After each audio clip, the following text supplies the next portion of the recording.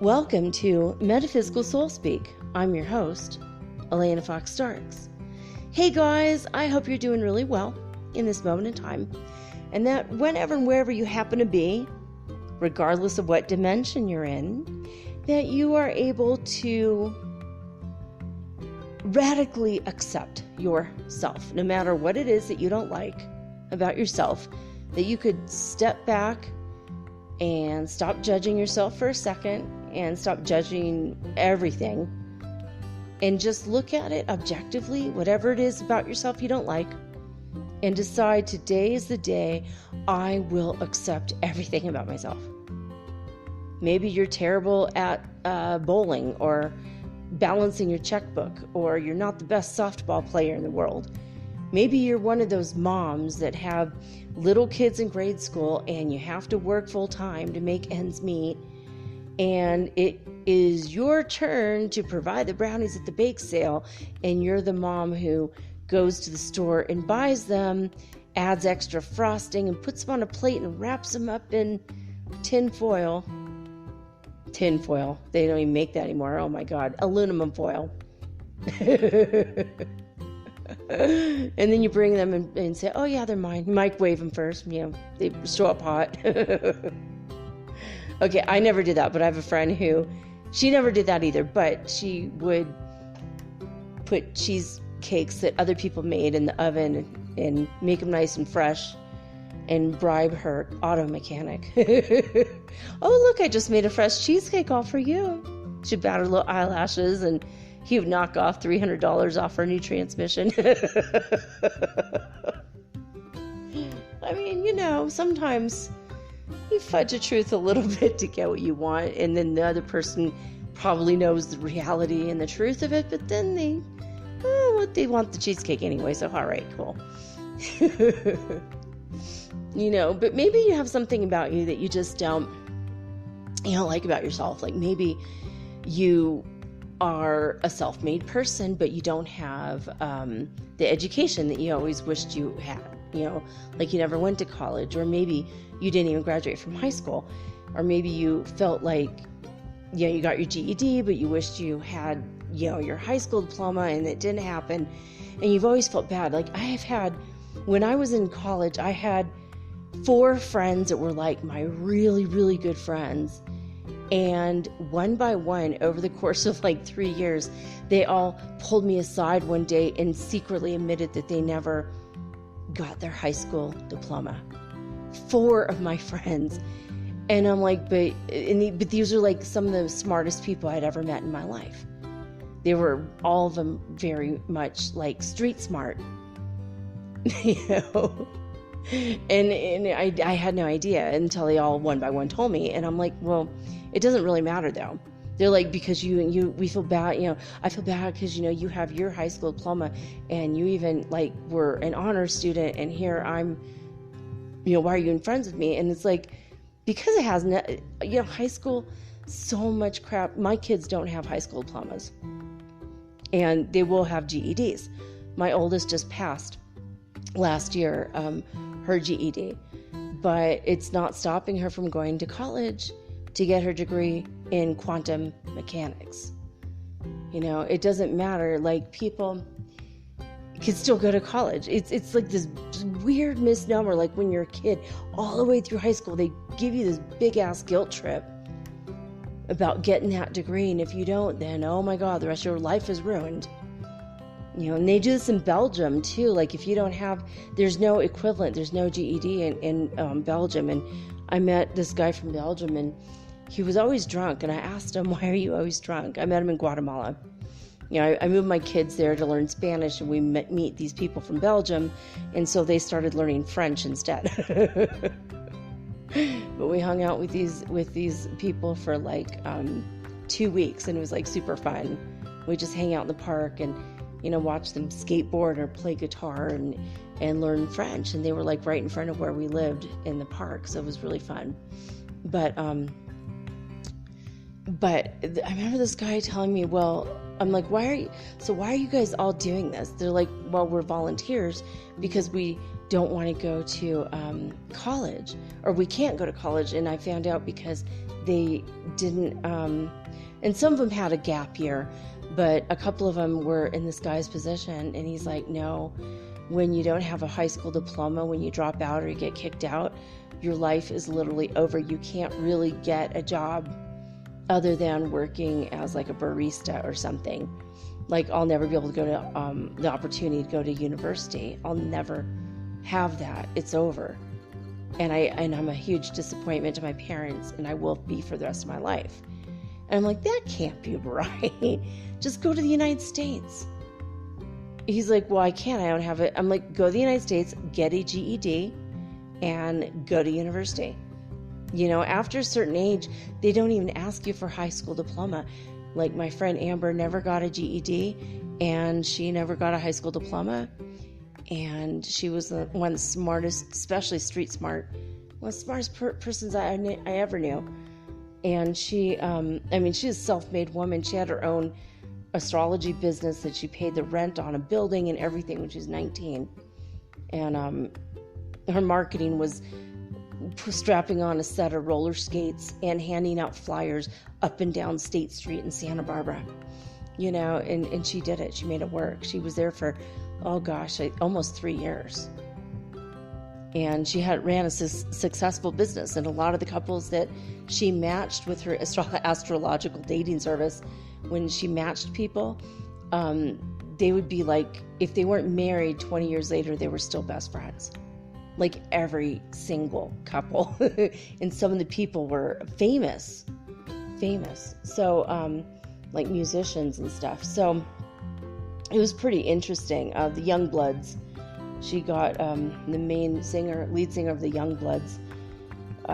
He and his ex-wife, they're still best friends, and she's the one that put them together. But she was really, really smart, and it doesn't. She said that when she finally got around to going to college, and she was like in her 40s, she said, how weird it is that they didn't even ask me or even give a crap that I didn't have a diploma. They just let me in because of my age. It doesn't matter, to community college. And she went on to get her master's in social psychology. Very intelligent person, but it blew her mind. She's like, I spent 22 years scared to death that I'm never going to get a college education. And she was like literally 40 when she first walked in, and it blew her mind. She's like, I can't believe. I think she was maybe actually 38. So it'd been like, 20 years. She thought falsely that she would never be accepted. And I'm like, but I've met people who are 15 years old going to school here and 16 years old, and they don't have a diploma yet. They're still in high school and taking college classes. And she's like, oh my God, why didn't anyone tell me that? No one ever tells you that. And then you feel you feel shy about yourself, and you don't want to, put yourself out there, and you're scared. But it doesn't matter what's going on with you. Like, you, A, have to radically accept yourself, but B, there's usually a solution. There's usually always a solution. If you've got chipped teeth, there's ways to fix that. If your teeth are yellow or brown or have stains, there's ways to fix that. If you have a body odor issue, it's like a simple detox, usually. Like whatever it is, you don't like your freckles, there's a blue light. Or if you have acne, there's a blue light. It's like $3 plus $5 shipping from China. It's not very much money, but it will take all. In fact, that same blue light, you have to be careful because it'll also take your tattoos off. I just ordered one for my son, because every now and then he gets an acne flare-up. I do too. I'm 51 years old and I still get acne. It's like, what the hell is that? I, this is what I signed up for. When I was 17, my parents said, probably next year you won't have acne anymore. Don't worry. At the worst, when you're like 20, you won't have it anymore. And I'm like, oh my God, at least it's not as bad as when I was 16. It was horrible. I had horrible acne. I had acne in braces and glasses. I mean, God, not a prize, right? I mean, I just really embarrassed about myself when I was a teenager. It was not pretty. My teeth were like really all kinds of messed up. I call them the vampire teeth, the pointy ones in the front on the top. They were way up into my skull and like sticking out. I just was a mess, completely a mess. And I fixed all those things, but then there's certain things about myself I know. Like, I feel like I have this problem with, I have a weird condition that I will sniff like grass or exhaust, or when the wolf dogs come in, and I get a whiff of their dander in the air, whatever allergen that's in the air. Not only will I have asthma and allergies and I start sneezing and coughing my head off, that I will also gain up to 20 pounds of water weight. It's like, oh, great. I fit into the dress in the morning, but in the afternoon, oh, well, got to get a different outfit. And it really sucks because I have to have literally 2 sets of clothes. The clothes that when my allergies are fine, and the clothes when in case they're not. And it's super annoying. And it wasn't as bad as it is now, but it was really bad when I gave birth the second time, and I was prescribed ibuprofen, and that shut down part of my kidneys, because that's what ibuprofen freaking does. And they didn't really bother to tell me that. And my friend Grandma Marion Jones, I did shows on her last year, like 8 shows in a row about her on Saturdays. She was a remarkable woman, but she found out too late that it ruined your kidneys to take too much ibuprofen, and she died of kidney failure, and it was her doctor's fault. I mean, she was 86, granted, but still, it was one of those things that just, shocked the heck out of me. And the same thing had kind of happened to me, like a little bit. But I thought, well, I'm going to take it for 2 weeks. It was right after I gave birth. I was in a lot of pain. And I had like a little minor surgery, and it was like really kind of rough. And it was bad. I almost died. I couldn't, suddenly I couldn't pee. And I kept getting all the water weight. And it was like, I was like 40 pounds extra of just water weight. It was really bad. And they're like, we're going to have to put you on serious diuretics, and you can't breastfeed your kid anymore. And my son was only 2 weeks old. And I'm like, oh my God. And because they had prescribed the ibuprofen, it ruined like my whole life for like a year or 2. It was ridiculous. And one thing led to another, and I almost died like the following year. A whole bunch of stuff. And it's just because of that, because they prescribed something that you could get over the counter in the United States. But so I've had this problem my whole life, but I didn't realize it until then. And ever since then, and it's like, how the hell is it possible I could be, like a size 10 in the morning, but by the evening I'm like between a 16 and an 18. And I literally had to have a wardrobe that, just like, here's the fat dresses over here, and here's the skinny jeans over there, and, and so there's things like that about myself, and I keep thinking, well, maybe my twin won't be attracted to me. Maybe he won't find me like a viable option or something. Maybe he will feel an attraction to me emotionally, but maybe physically he'll be like, I don't know. And I've been thinking that for a few days, for a few weeks, worried about it. My eyes get really swollen. I get urticaria. I look like a wreck some days. And then I started realizing today that I need to start practicing that radical self-acceptance. Like, you know what? This does happen, but I'm still a really awesome person. I know I am. I know I'm sexy. I know that I'm pretty enough. You know, I for my age, I know I look good. I don't look my age, thank you, God. And I'm always working on myself. And I feel like if I'm trying to move towards improvement, self-improvement, and I'm always doing my best, or at least I'm moving in the direction of getting to the point where I'm doing my best, then maybe that's okay. You know, and I've spent my whole life being freaking nitpicky as hell, being very Virgo towards myself. You know, I didn't feel I was good enough unless I got this degree or that certification, or I don't know, that haircut or that outfit, or until I worked out in the gym. I mean, I used to work out in the gym like 4 hours a day, 7 days a week. And I used to ride my bike 150 miles a week. And I still didn't think I was good enough. I wasn't beautiful enough, or thin enough, or muscular enough, or in shape enough, or like whatever freaking nitpicky thing I had in my mind that day. I had, like, if I ate more than 1 tablespoon of fat for the whole day, and that includes oil, cream cheese on my bagel, or butter, or whatever I had for that day, if I ate more than a tablespoon, I would just like beat myself up and cry myself to sleep. It was like ridiculous. That's freaking ridiculous.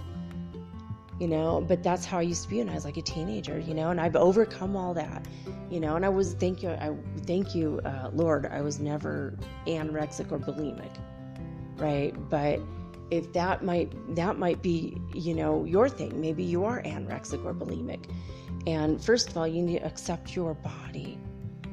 You need to accept yourself. You are okay the way you are. You are okay. You know, like, you're not too fat, right? And what I discovered is through like researching nutrition is when you eat too much fat, you actually lose weight. You know what? And I thought I had to go on the keto diet. And last year I tried the keto diet.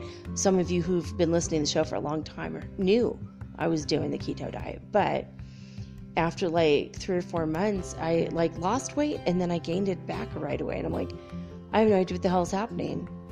You know, I was doing it right. I was very loyal to it. Eating vegan meals some of the time. It's like, okay. And then I started eating meat again and started eating bread again. And I started losing weight again. I'm like, what the hell? I literally don't know what the hell's going on.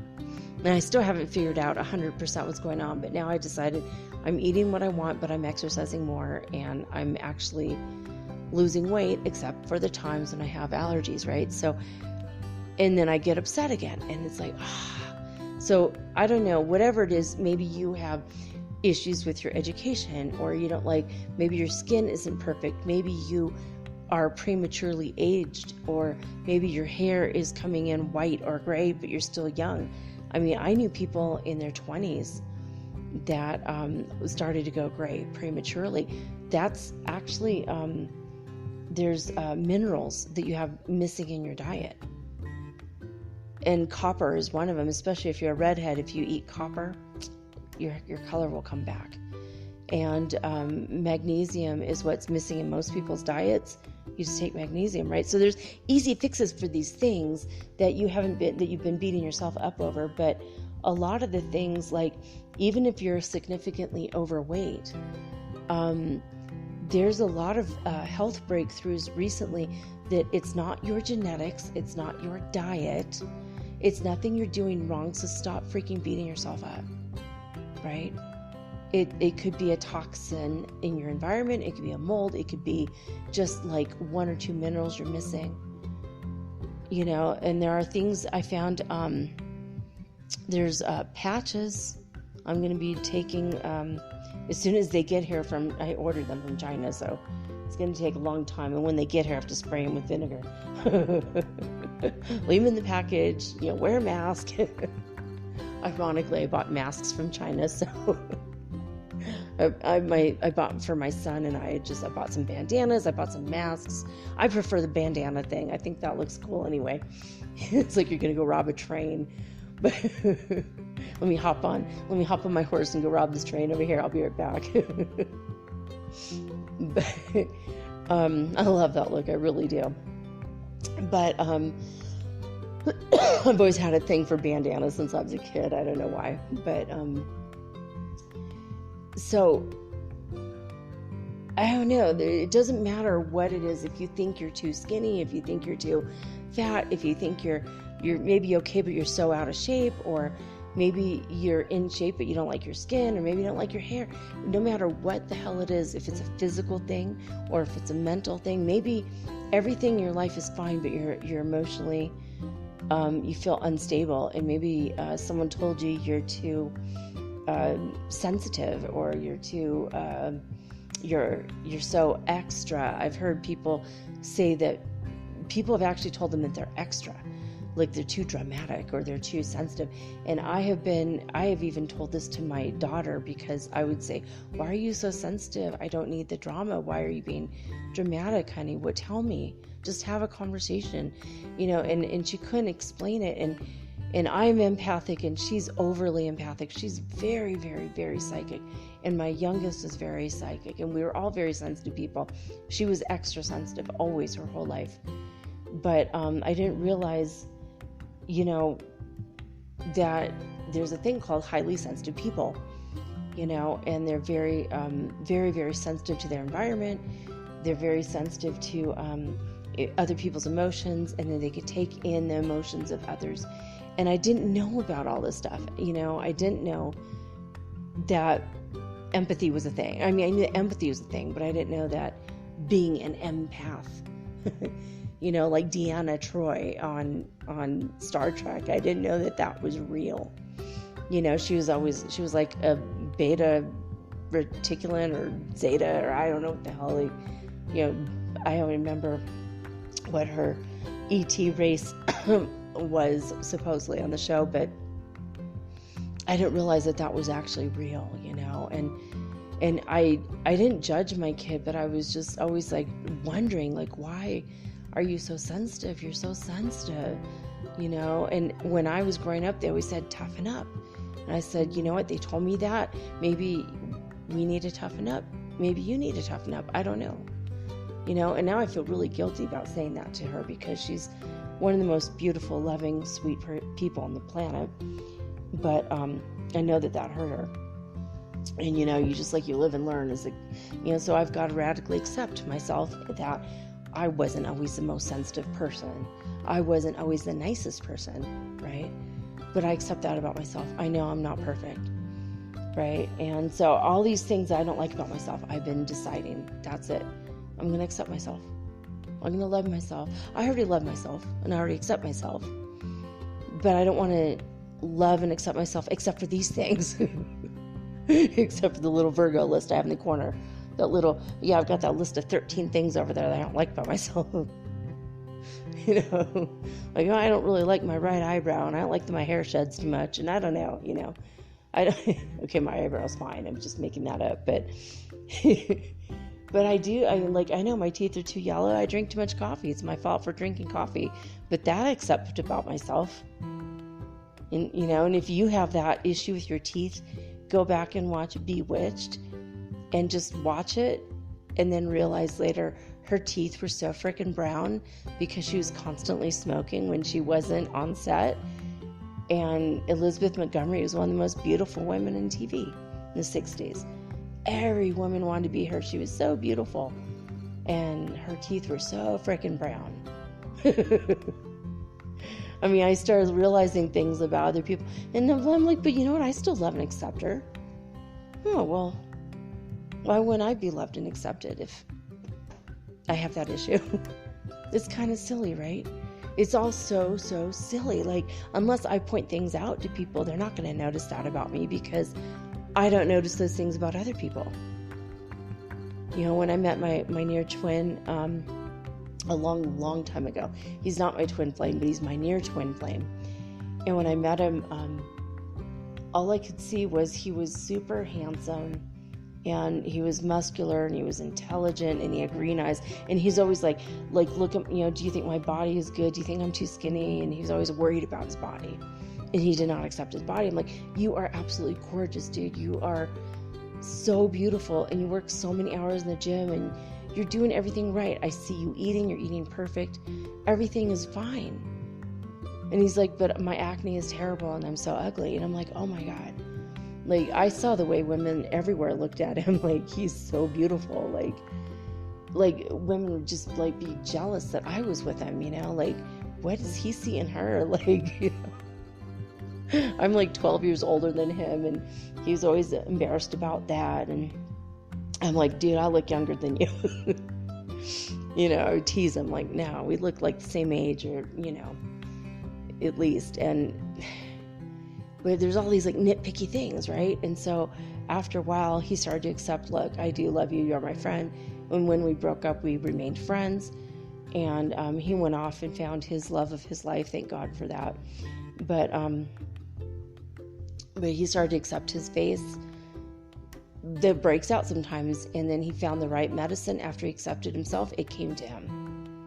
He had a tattoo he got when he was young. He didn't like it, and he didn't accept himself for that. And then as soon as he accepted it, and he finally just said, yeah, I don't care, then the treatment came at the right price, and then he realized he could get it removed. So every 6 months he goes to get the tattoo removal. So like, no matter what it is you have in your life, whatever you don't like about yourself, you need to radically accept it, and then the change will come later. You know, you can always change things. If you're lacking in education, you know, if you're, you know, like a 98-pound weakling, you can learn how to work out. If you are overweight, you could find out that it might be a mineral or a vitamin that you're missing. It's not, stop beating yourself up, because it's really not your fault, right? I mean, I've never met a person who is significantly overweight who just sat there and eat, right? And that's like the misnomer. It's not true. People don't do that. You know, my friend Robin, who was one of the fattest people I had ever met in my life, she was always beating herself up, but I went out to eat with her all the time. I hung out with her at her house. I went to the movies with her, and she ate. Her name was Robin, and she ate like a bird. I'm like, what the hell? I don't get it. Like, you know, why is she so overweight? And then I realized there was emotional issues there, and I was a hypnotherapist, so she came to me and saw me professionally, and I helped her through all these issues, and she started to lose weight. And then she got her stomach stapled, and now she's absolutely gorgeous. She's very thin. She's beautiful. Everything is great. Her husband and her, they renewed their vows. They're more in love than ever. And he accepted her no matter what. She just didn't accept herself. And I think it's a very sad thing to go through life, you know, like not accepting yourself, because you are the only one in your life that will always be with yourself. No one else is going to stay with you from beginning to end. Not your mother, not your brother, not your neighbor, not your best friend. I mean, you might meet your best friend when you're 8 years old. Well, you've already missed out on 8 years. No one's going to be with you from the first breath to the last breath except you. So you have to accept you. You're the only one. You're the only one. And so you have to live with yourself. If you don't like something about yourself, learn how to change it, but accept the fact that, you know, there might be an underlying thing. If you are overweight, but you never were before, and suddenly you've gained 30 pounds, it might be a health issue, and you have to go get checked out. Maybe it's because you're depressed and you didn't do any physical activity. That happens to me too sometimes. Like I will just be flat out in bed for like 3-4 weeks, and I don't go much out of my room, or I don't really do much. I don't even look at my environment. And I have had these bouts of depression where, you know, everything is so overwhelming. Bouts of loneliness, right? It just happens. And I know I'm not the only one in the world, so I can admit it to the whole world, because you know what? I don't give a crap what you think about me. I love you guys, but I don't care what you think about me, because you don't have to live with me. And I don't have to live with you. But I do have to live with me. So I have to reevaluate constantly the ways that I look at myself and the ways that I treat myself. And so do you. You have to treat yourself like the king you want to be, like the queen you want to be. You have to treat yourself the way you want your partner to treat you. And if you're single, start treating yourself good now, because when that person comes into your life, it's going to show. You're already going to be glowing and radiant for that person, but you're doing it for you. But you have to accept yourself, and then the solutions come right after that. I started to accept myself, and then I backslid, and there's always that backsliding, like, all right, I accept myself. Everything's fine. I'm good. I'm okay. I'm okay with being my age. I'm okay with having white hair on the sides of my head, The rest of my red hair came back, except for this on the sides, it's still the white. I'm okay with that. In fact, I might dye it green. I might dye it turquoise. That'd be kind of fun. I accept myself. All right. And I started thinking about the clothes that I wear. My clothes sometimes are a little quirky and weird. And I have this habit of dressing strangely so that I wouldn't get robbed in foreign countries as I was traveling. The weirder I dressed, the more I noticed that people thought I was strange and they'd kind of stay away from me. I don't give a crap if they laugh at me and point. I would just don't want them near me where they can rob me, right? Because I went through some pretty dangerous places. I lived in Lima. I went through Guatemala City with my kids. And we all learned how to act very strangely and look and dress weird so that no one will mess with us. My oldest started shaving her hair into a mohawk and dyeing. Her hair's been green and red and black and all kinds of colors. And it got to a point where she was just like, you know what? You've never dyed your hair. You've never dyed your hair a color other than your natural color. Natural, haha. Bottle natural. And I'm like, all right, that's it. I'm putting black streaks in my hair. So in Lima, I put black streaks in my hair for a while. My boyfriend at the time says, what happened to your hair? I'm like, well, obviously, I live in South America. I'm becoming a Latina, and this is where it started. The hair just grew black in that one place. Trust me, I'm going to be speaking perfect Spanish in a year. And I'm like, I wish, because I think Latina women are beautiful. But I noticed that today and yesterday and for the last 3 or 4 days, I noticed that I was backsliding, and I started thinking, worrying, well, my twin's not going to accept me, right? And then I started realizing he probably will. He's probably going to love me 100% unconditionally. But I'm not loving myself, and that's why he's not in my life. Damn it. Oh my God. It's a trap. You have to love yourself radically. You have to accept yourself radically. Radical self-acceptance. And when you get to that point, then it's going to be like, oh, all right.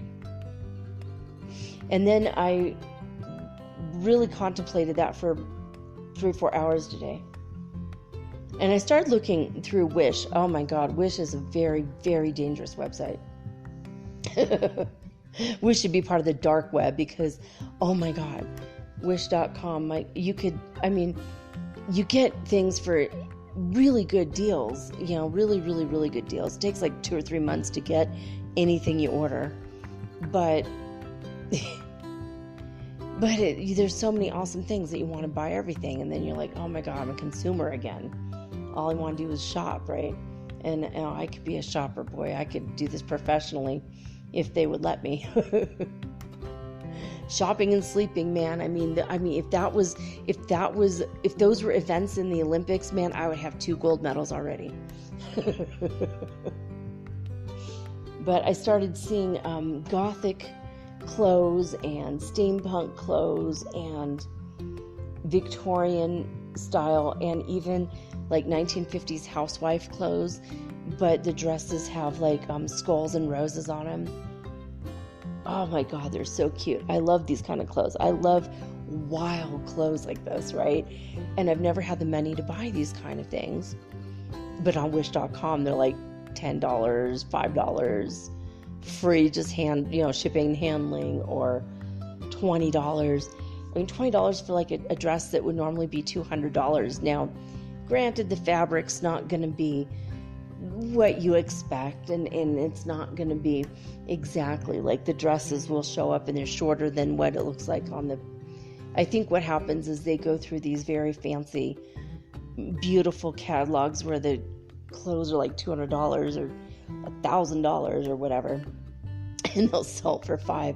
So obviously it's going to be, the quality's going to be, maybe the quality is there, but the fabric's a little odd, or the shape of it's a little strange, but they do their best, and hey, it's, but I look through and I look at all the reviews and look at the people, and they're so adorable, and I was thinking, like, every time I see people, like, I'll see like little teenagers, they're all skinny and beautiful and perky and wonderful, and then these women who are in their 60s and they're wearing the same dress, right? But like, like the little women, they're really tiny, or the little girls, not little girls, but like 14, 15-year-olds, like, look at my cool punk outfit, right? And they're like wearing a size small, and then you see the women wearing the 5XL, and it's like, wow, they're so beautiful. That, like, they're all beautiful to me. Like, I started realizing that I'm radically accepting other people, and I'm accepting, if they're out of shape or lumpy or fat or thin or whatever. I'm like just loving the fact that they're putting themselves out there, that they're putting their best foot forward, or their best dress forward, and they're saying, look, I'm wearing this dress and it actually is kind of comfortable. I like the material, it fits me good, and it makes me feel good about myself. And I found myself radically accepting strangers online in the past 3-4 days as I'm looking at all this really kick-ass clothes, right? Because at first I was like, it looks good here and looks good there, but on this picture and on this picture and this ad it looks good, and over in this ad it looks good, but on me it's going to look stupid, and then everyone's going to laugh, right? And then I started thinking, why am I thinking that way? Why do I not accept and love myself in a way that I accept and love all these other strangers? And I know it all goes back to when my mother rejected me at birth, and it's been one rejection after another since that day. And like when I was 5, my mother left my father, and she left me. My father told me she left me. Now, she didn't know where to find us, because my dad was so angry at her because they divorced. So he allowed me to believe that she abandoned me. She didn't know where we were living, and I thought she'd be there on my first day of kindergarten. And I waited by the gate at all the recesses. I wouldn't even play with the kids. I didn't socialize with the other kids. And I just waited and waited and waited for my mom, and I just tried not to cry. And at the end of the day, I just sat there and cried. Because I thought my mom rejected me. My dad allowed me to believe it. So two rejections from 2 mothers, and boom, that set me off on a lifetime of rejection.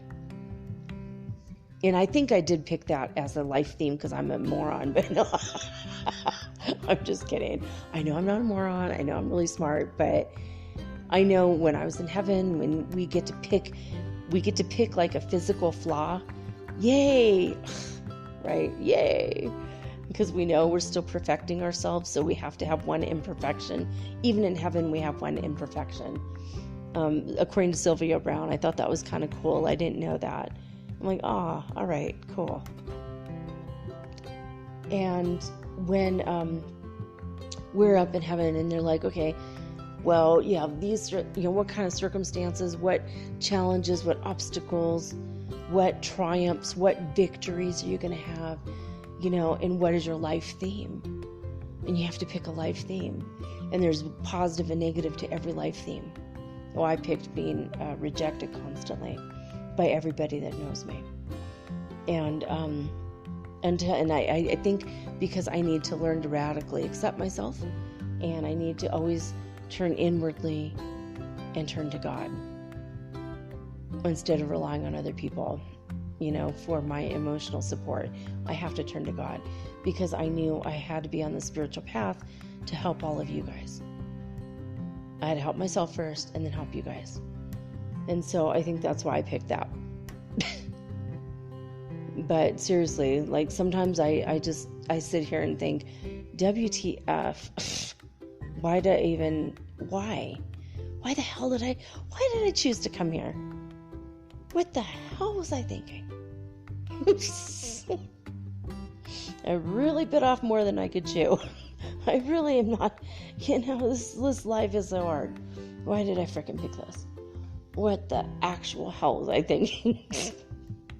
Are we allowed to get high in heaven? Because I think I was high all the time. Yeah, I must have been to have picked this world. All the worlds, all the universes, all the dimensions, and this is what I picked? Like, seriously, yo? I mean, I have days like that. That's what I think. But, I don't know. I just want to talk to you guys a little bit about this idea of just accepting yourself. Like, if you could walk down the street and accept every single person you see,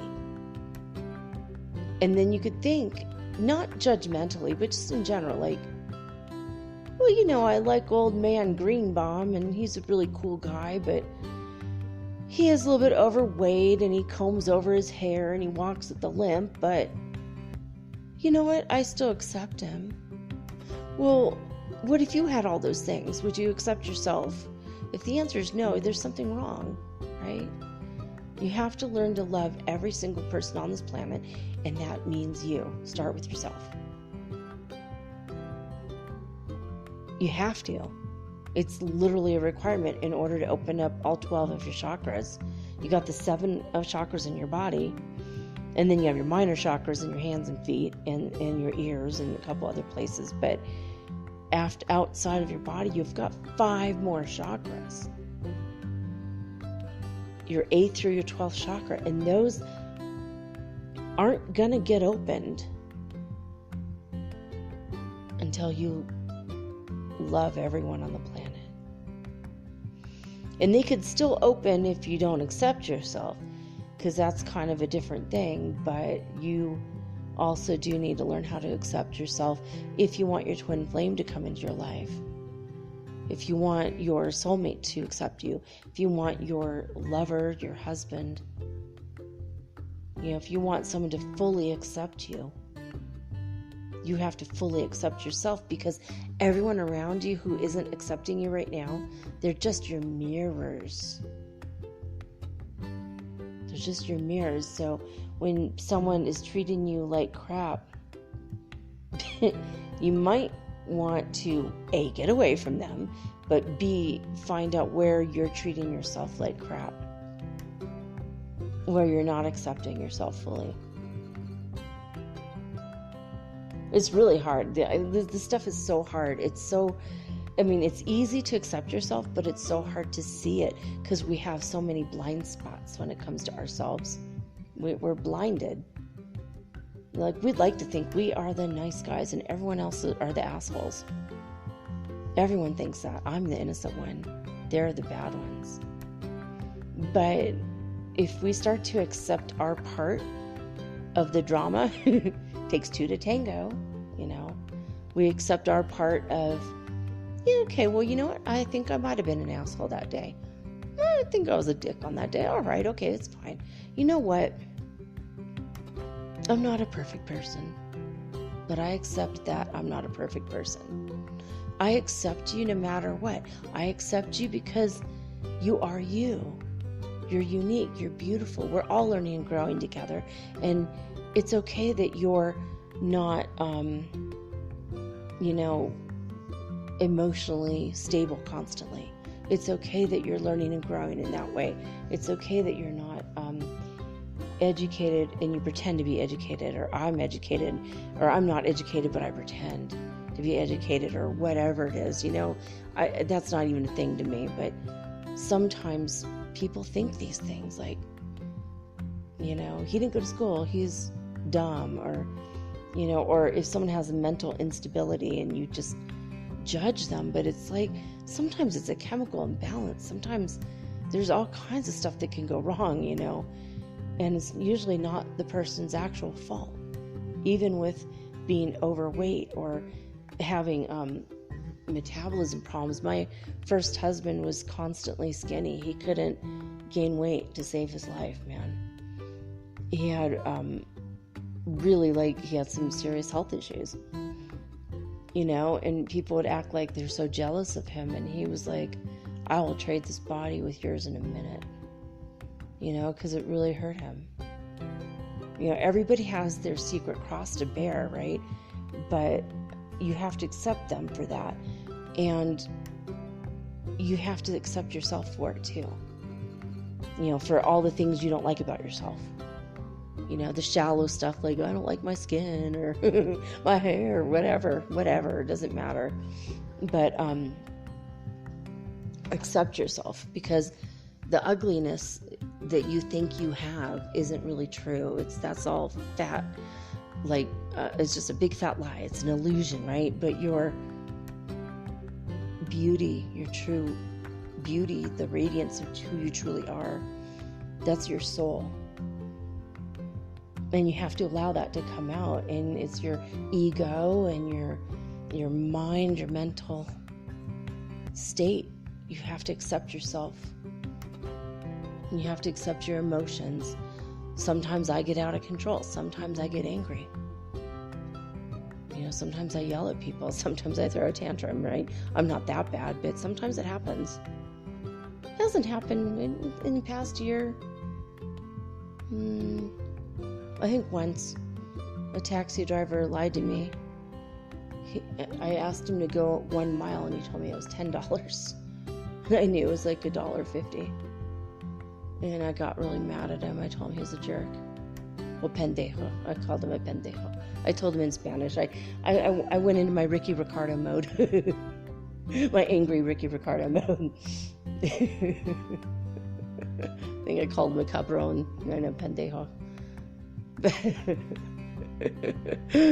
But every now and again, it usually has to do with traffic, and I think I have some issues when it comes to, this is why I don't drive. I just take taxis, but sometimes the taxistas are not very nice sometimes. Usually they're good. In fact, now I'm in a situation where I have on my WhatsApp, I have several people who drive taxis, and they're all really awesome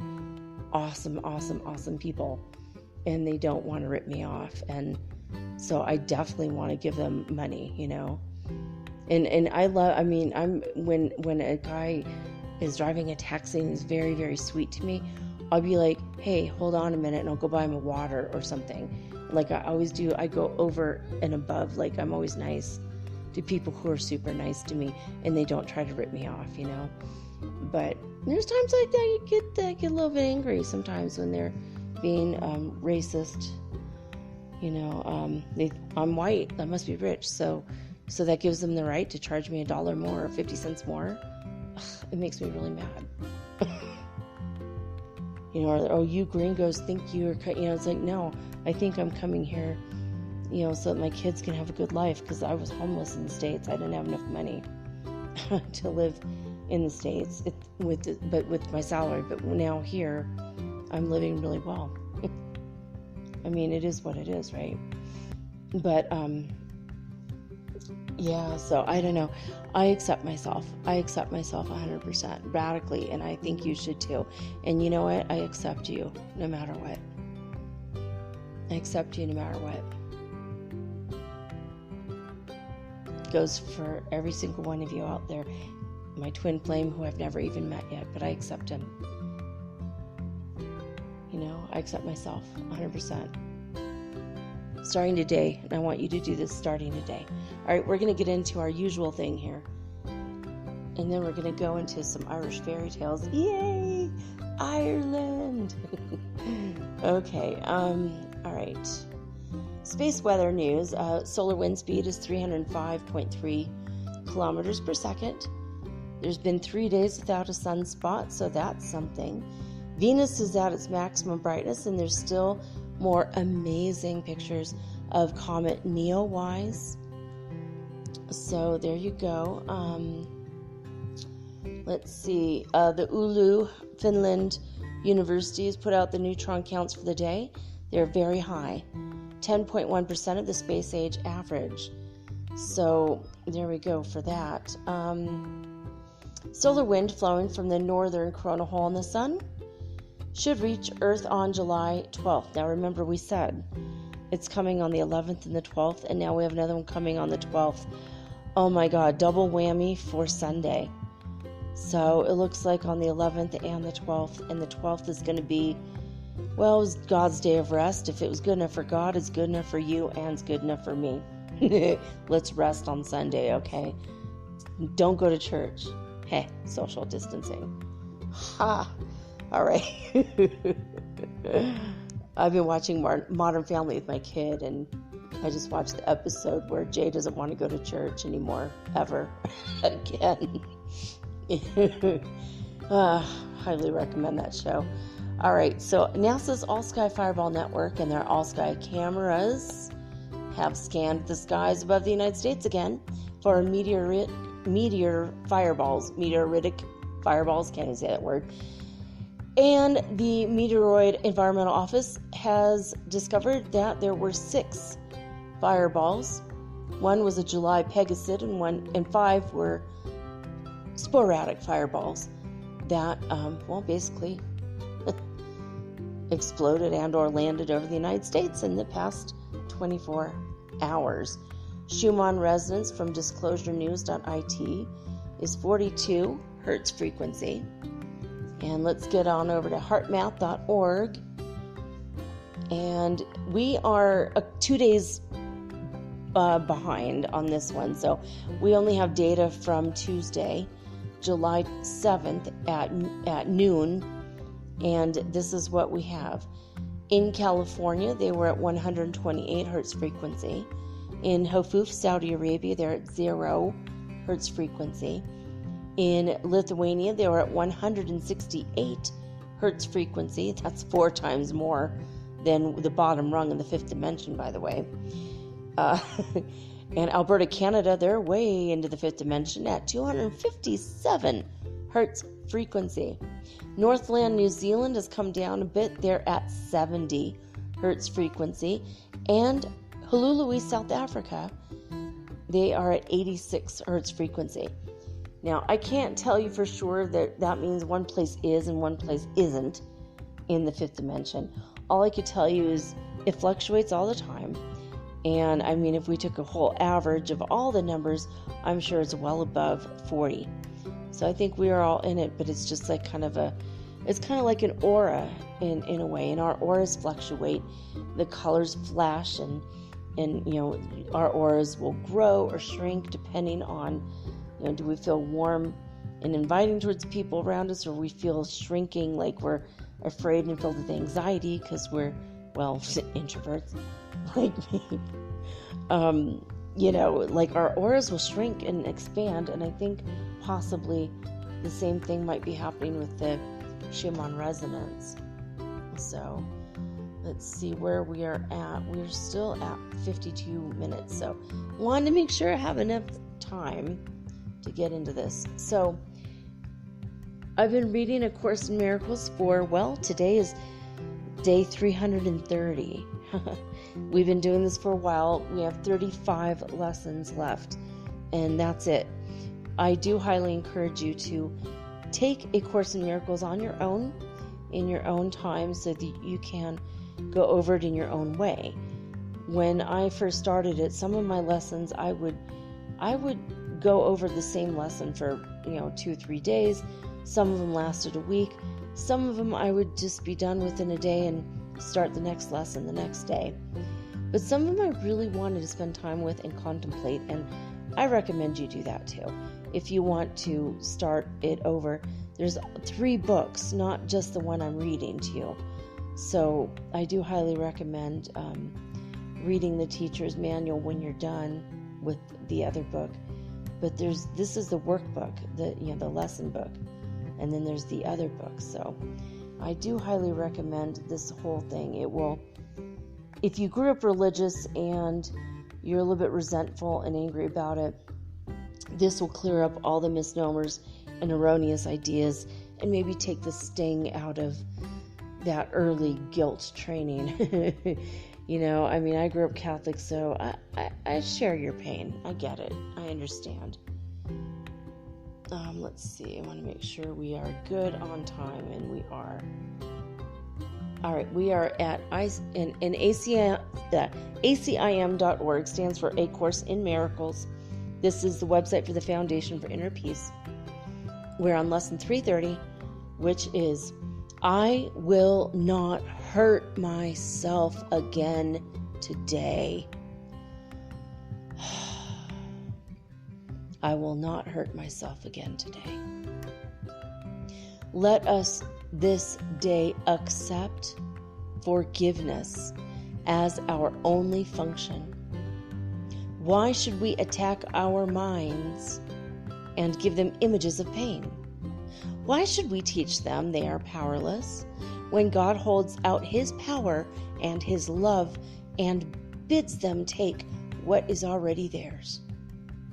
The mind that is made willing to accept God's gifts has been restored to spirit and extends its freedom and its joy, as is the will of God united with its own.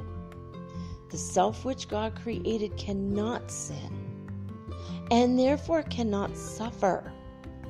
Let us choose today that He be our identity and thus escape forever from all things the dream of fear appears to offer us. Father, your Son cannot be hurt. And if we think we suffer, but fail to know our one identity we share with you, we would return to it today to be made free forever from all our mistakes and to be saved from what we thought we were. I will not hurt myself again today. Lesson 330. In case you want to check it out, there's apps too, by the way. It's not just acim.org. There are many apps. You take these lessons on the go and read them. For me, they make a lot of sense, and I love how I will do an introduction and not even read the lesson, and then I get to the lesson, and it's like, oh my God, it totally matches. It usually matches. I have discussions with God every day and ask, what should I speak to you guys about today? And usually it's something I'm going through. And then God will say, well, why don't you talk about that? All right. Sometimes it's embarrassing for me.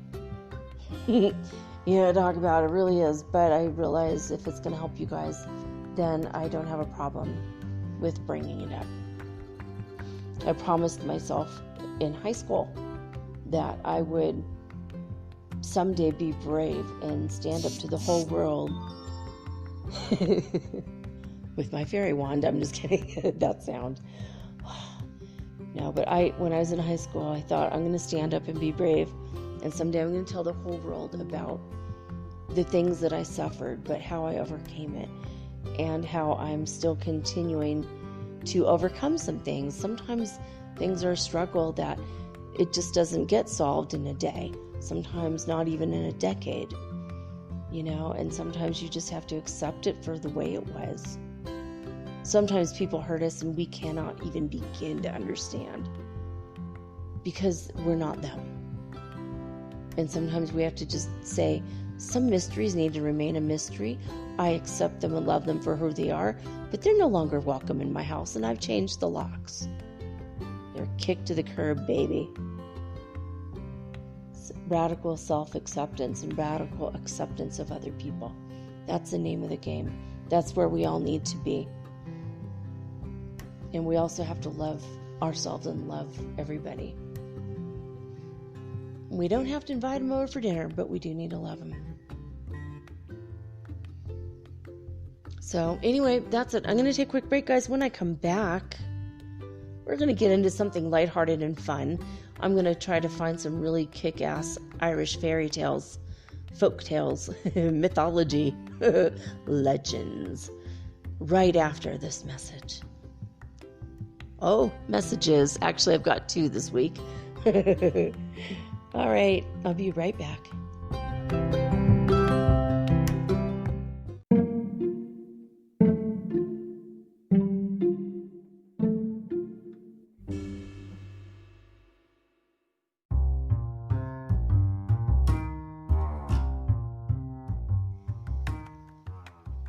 It's that time of year, guys. Finally, OMG. I am up for not only 1, but 2 People's Choice Podcast Awards this year. I had no idea. I just found out. Okay, the voting starts today, July 1st, and goes through the 31st of July. And I need you guys to nominate my podcast. This is how you do it. Go to podcastawards.com and you have to sign up in order to nominate me, in order to vote. And you have to go to the very first category at the top, and it's the Adam Curry's People's Choice Podcast Award. And I'm way down on the list because, M, Metaphysical Soul Speak, the podcast. And you just click that. And then when you're done with that section, you go to the religion and spirituality category. And again, cast your vote for Metaphysical Soul Speak, the podcast. And then you have to go way at the bottom part of the page, and say, save my nominations. And that's it. It's that simple. It takes less than 2 minutes, probably 1 minute if you have high-speed internet, of course. It's not that much. You can even do this on your phone. It's super, super simple. I voted for myself on my tablet. OMG. So thank you for your continued support and listenership and voting for this show, because by doing so, you're keeping the show alive and we're getting the word out so that other people can benefit from my expertise. Thank you so much from the bottom of my heart.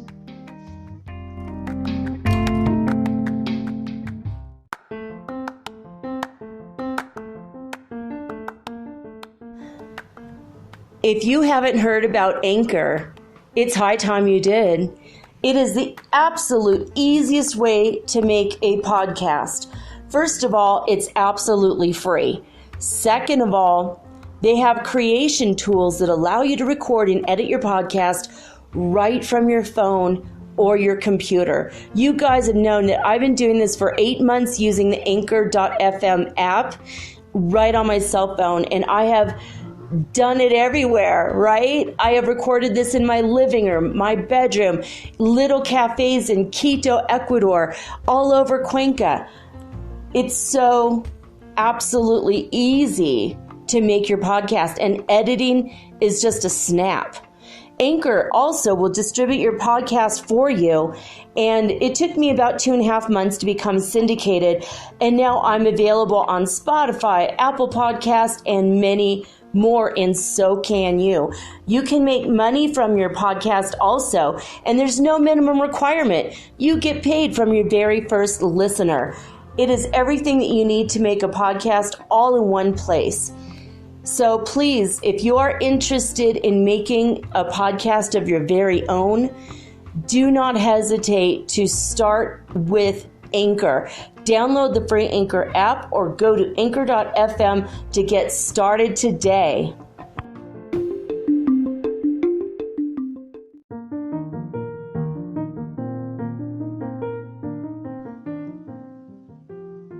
All right, guys, I found some cool Irish fairy tales. folktales, legends, and the like. But we're going to start off with a bit of news from the irishpost.com. This was published by Jack Beresford on March 13th, 2019. This is news, guys. The bizarre true story of the last leprechauns of Ireland. So this is what we're going to start off on, and then we're going to go to the fairytales.com. But here we go. Head out on St. Patrick's Day, and you are sure to encounter a leprechaun or two. Known for their snappy green suits, complete with hat and buckled shoes, the mythical fairy folk are the stuff of Irish legend, often imitated by revelers keen to get in the spirit of the occasion. The story goes that leprechauns are traditionally shoemakers, who for reasons unknown store all the gold coins they earn from their graft in a hidden pot at the end of a rainbow. Find the end of a rainbow, they say, and you'll find yourself a pot of gold. Better yet, catch a leprechaun and you'll be granted 3 wishes in return for his freedom. The folklore surrounding these magical beings certainly makes for entertaining and imaginative reading, but could it all be based in more fact than fiction?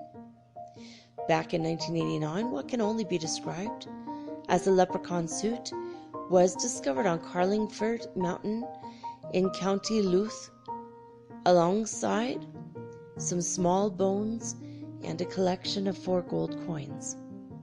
It was a discovery that divided the wider public. Skeptics saw it as part of an elaborate hoax concocted by bored jokers after one too many pints of Guinness. To their way of thinking, this was just another example of Irish crack. C-R-A-I-C. But handfuls of believers saw it as something else. Confirmation that some seed of truth existed underneath the centuries of fairy tales and folklore. Chief among them was Kevin McCoy Woods, a man known to many as Ireland's last leprechaun whisperer. Though still skeptical, Woods was determined to discover the truth, and that same year he led an organized leprechaun hunt in the region that sparked confusion and amusement alike. It would untimely prove a fruitless endeavor, though, with no trace of the ancient Irish being discovered during their travails. Had the leprechauns gone into hiding? Died out? Did they ever exist in the first place? For a while, everything went quiet as interest in finding a real-life leprechaun died down. People returned to normal life and the whole thing was laughed off. But Woods was undeterred, and in 2002, he came across another discovery that prompted similar bafflement. Located close to a stone wall in Gan Road on Carlingford, he came across yet more gold coins. Had he planted the coins in the hope of adding the mythology? It's unclear, though things took a turn for the strange when Woods revealed that the coins had apparently given him the ability to communicate with the Carach, an elder being who apparently served as the elder of the 236 surviving leprechauns secretly living in the region. A baffling twist with its origins, in as much fiction as fact. Quite whether the truth about the existence of leprechauns will ever emerge is unclear. But every year on the second Sunday of May, Woods leads the annual Carlingford National Leprechaun Hunt through the Irish village. In 2009, the 236 surviving leprechauns in Ireland were afforded protection under the European Habitats Directive. According to the legend, they live at the Slate Rock below Foy Mountain, which is part of the Cooley Mountains in Coluth. as a mark of appreciation to the people of Carlingford for getting them protected as a species, the little people leave 2,000 cauldrons around the streets of Carlingford for the hunters to collect. Now, leprechauns may not exist. The whole thing may have been an elaborate hoax. But try telling that to the Irish community during the hunting season, and they might just tell you otherwise. That was my attempt at an Irish accent, so it's honestly hard for me to read these things without having a little bit of, well, the Father Ted and me come out. Oh, I am 75% Irish in my ancestry. I mean, I'm 100% American through and through. I will be, hopefully soon, Ecuadorian, which has nothing to do with my genetic heritage or whatever, but there's something about the Irish stories. It just, I love it. I love it all. All right, so I read this story a while back. I think this is the one. I'm going to read it to you guys. This is Billy Duff and the Devil. And when I say I read it to myself. I love these stories. So, anyway, here we go. Billy Duff and the Devil by P.H. Emerson. This, of course, is Irish. So here we go. Billy Duffy was an Irishman, a blacksmith, and a drunkard. He had the Celtic aversion from steady work and stuck to his forge only long enough to get money for drink. When that was spent, he returned to work. Billy was coming home one day after one of these drinking bouts, soberer than usual, when he exclaimed to himself, for the thirst was upon him, "By God, I would sell myself to the devil if I could get some more drink." I'm sorry, that was my lame-ass Irish accent. I'm coughing, choking myself. Okay, here we go. Oh my God. I'm all choked up because I'm laughing at myself. Anyway, but I radically accept myself, so there's that. Billy was coming home one day after one of these drinking bouts. Oh, I already said that part, sorry. At that moment, a tall gentleman in black stepped up to him and he said, "What did you say?" "I said I would sell myself to the devil if I could get a drink." "Well, how much do you want for 7 years and the devil will get you then?" "Well, I can't tell you exactly when it comes to the push." "Will 700 pounds do you?" "Ah, yes, I'd take 700 pounds. "And the devil to get you then?" "Oh, yes, I don't care about that." Oh, well, when Billy got home, he found the money in his smithy. He at once shut the smithy and began squandering the money, keeping open house. Amongst the people who flocked to get what they could out of Billy came an old hermit who said, "I am very hungry and nearly starved. Will you give me something to eat and drink?" "Oh, yes, come in and get what you like."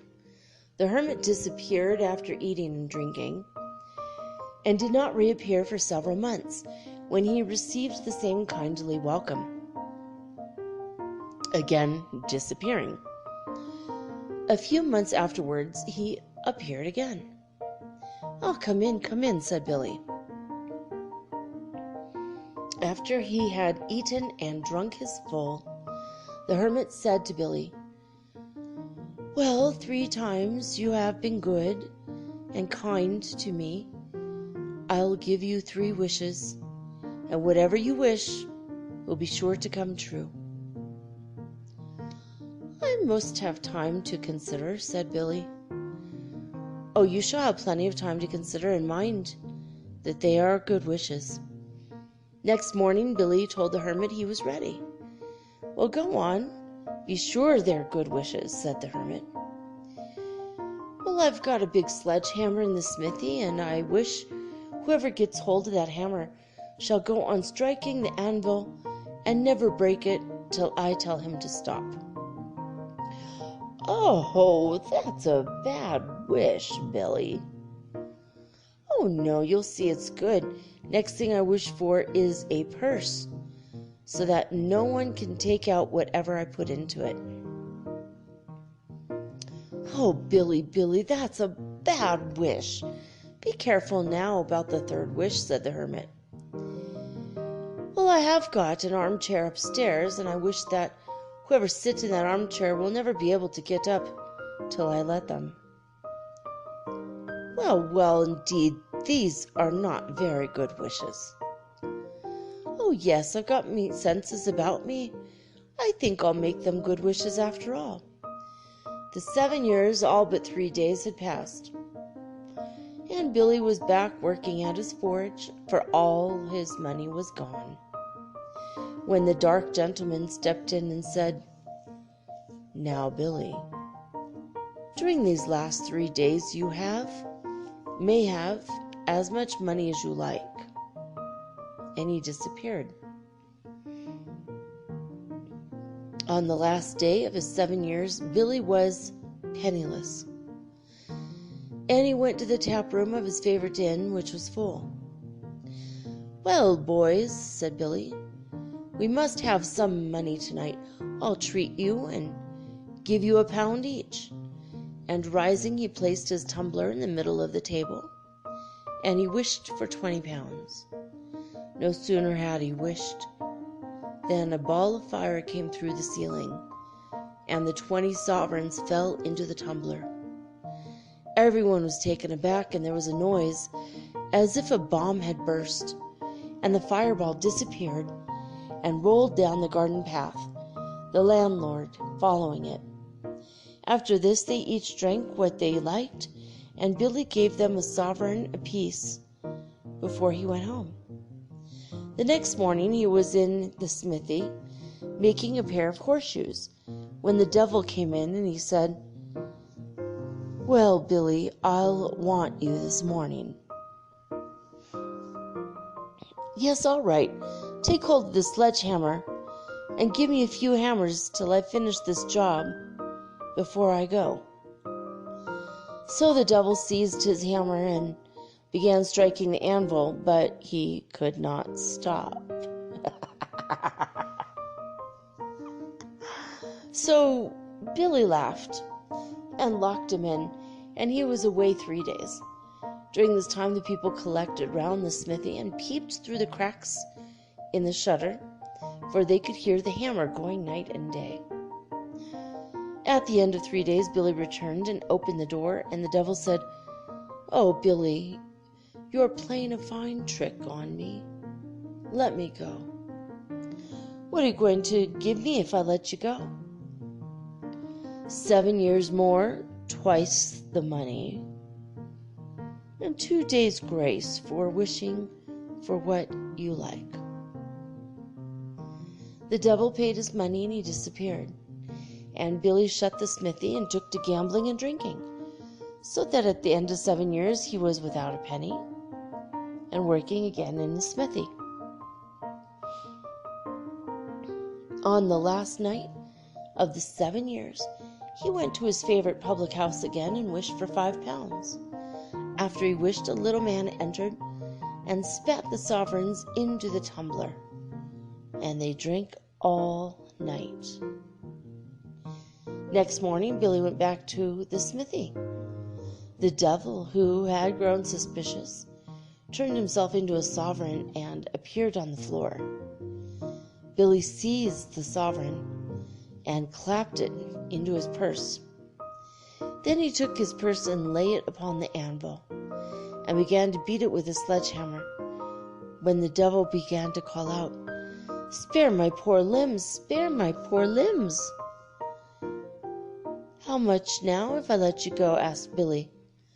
7 more years, 3 times the money, and 1 day in which to wish for what you like. Billy took the sovereign out of his purse and he threw it away.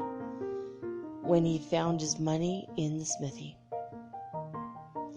Billy carried on worse than ever, gambled and drank and raced, squandering it all before 7 years was gone. On the last day of his term, he went to his favorite inn as usual, and he wished for a tumbler full of sovereigns. A little man with a big head, a big nose, big mouth, a big mouth, a little body, and little legs, with clubbed feet and a forked tail, brought them in and put them in the tumbler. The drunkards in the room got scared when they saw the little man, for he looked all glowing with fire as he danced on the table. When he finished, he said, "Billy, tomorrow morning our compact is up." "I know it, old boy, I know it, old boy," said Billy.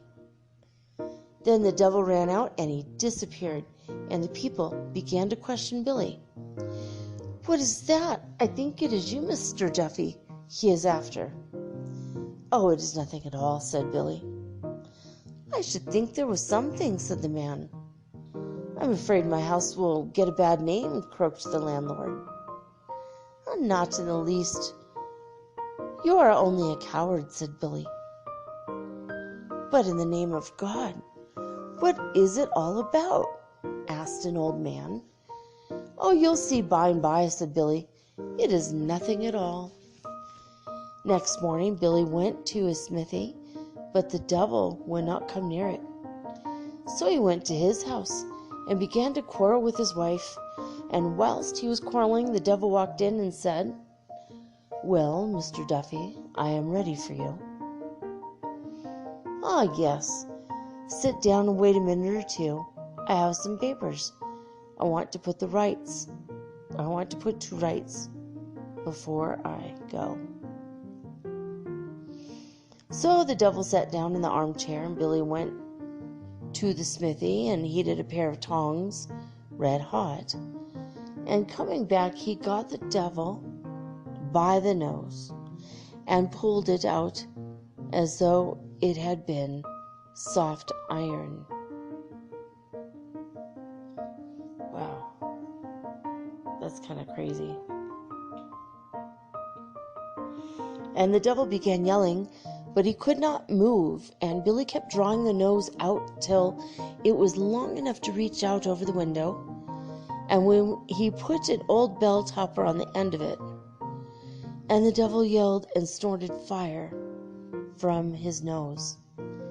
The whole of the village crowded around Billy's house at a safe distance, calling out, "Billy and the devil and Billy Duffy." The devil got awful savage and blackguarded Billy Duffy terribly, but it was useless.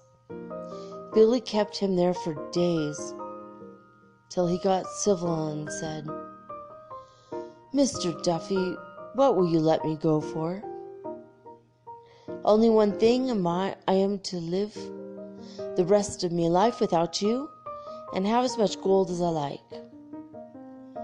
The devil agreed, so Billy let him go and immediately grew rich. He grew rich. He lived to a good old age, squandering money all the time.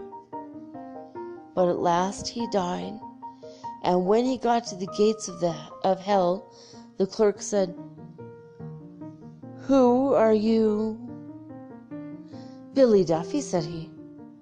And when the devil, who was standing near, heard, he said, "Good God, bar the gates and double lock them, for if this Billy Duffy, the blacksmith, gets in, he will ruin us all."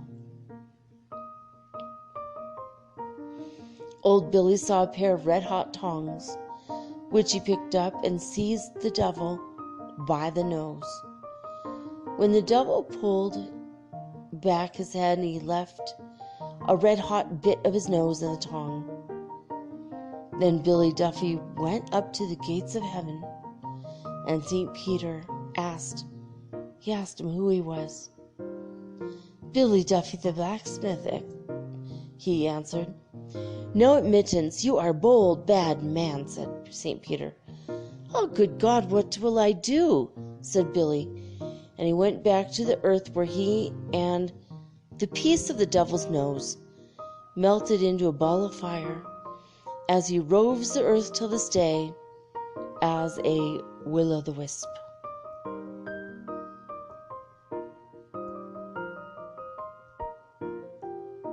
Okay, now we have another story called The Selfish Giant. And this is written by Oscar Wilde. I love Oscar Wilde, so let's see what he has in store for us this evening. Every afternoon, as they were coming from school, the children used to go and play in the giant's garden. It was a large, lovely garden with soft green grass. Here and there over the grass stood beautiful flowers like stars, and there were there were 12 peach trees that in the springtime broke out into delicate blossoms of pink and pearl, and in the autumn bore rich fruit. The birds sat on the trees and sang so sweetly that the children used to stop their games in order to listen to them. "How happy we are here," they cried to each other. One day the giant came back. He had been to visit his friend the Cornish ogre and had stayed with him for 7 years. After the 7 years were over, he had said all that he had to say, for his conversation was limited. 7 years conversation. I thought I was bad. And he determined to return to his own castle. When he arrived, he saw the children playing in the garden. "What are you doing here?" he cried in a very gruff voice, and the children ran away. "My own garden is my own garden," said the giant. "Anyone can understand that, and I will allow nobody to play in it but myself." So he built a high wall all around it and put up a notice board. He was a very selfish giant. The poor children had now nowhere to play. They tried to play on the road, but the road was very dusty and full of hard stones, and they did not like it. They used to wander round the high wall when their lessons were over and talk about the beautiful garden inside. "How happy we were there," they said to each other. Then the spring came, and all over the county there were little blossoms and little birds. Only in the garden of the selfish giant it was still winter. The birds did not care to sing in it, as there were no children, and the trees forgot to blossom. Once a beautiful flower put its head out from the grass, but when it saw the notice board, it was so sorry for the children that it slipped back down into the ground again and went off to sleep. The only people who were pleased were the snow and the frost. "Spring has forgotten this garden," they cried, "so we will live here all the year round." The snow covered up the grass with her great white cloak, and the frost painted all the trees silver. Then they invited the north wind to stay with them, and he came. And he was wrapped in furs, and he roared all day about the garden, and he blew the chimney pots down. "This is a delightful spot," he said. "We must ask the hail on a visit." So the hail came. Every day for 3 hours he rattled on the roof of the castle till he broke most of the slates, and he then ran round and round the garden as fast as he could go. He was dressed in gray, and his breath was like ice. "I cannot understand why the spring is so late in coming," said the selfish giant as he sat at the window and looked out at his cold white garden. "I hope there will be a change in the weather." But the spring never came, nor the summer. The autumn gave golden fruit to every garden, but to the giant's garden she gave none. He is too selfish," she said. So it was always winter there, and the north wind and the hail and the frost and the snow danced about through the trees. One morning the giant was lying awake in bed when he heard some lovely music. It sounded so sweet to his ears that he thought it must be the king's musicians passing by. It was really only a little linnet singing outside his window, but it was so long since he had heard a bird sing in his garden that it seemed to him to be the most beautiful music in the world. Then the hail stopped dancing over his head, and the north wind ceased roaring, and a delicious perfume came to him through the open casement. "I believe the spring has come at last," said the giant. And he jumped out of bed and he looked out. What did he see? He saw a most wonderful sight.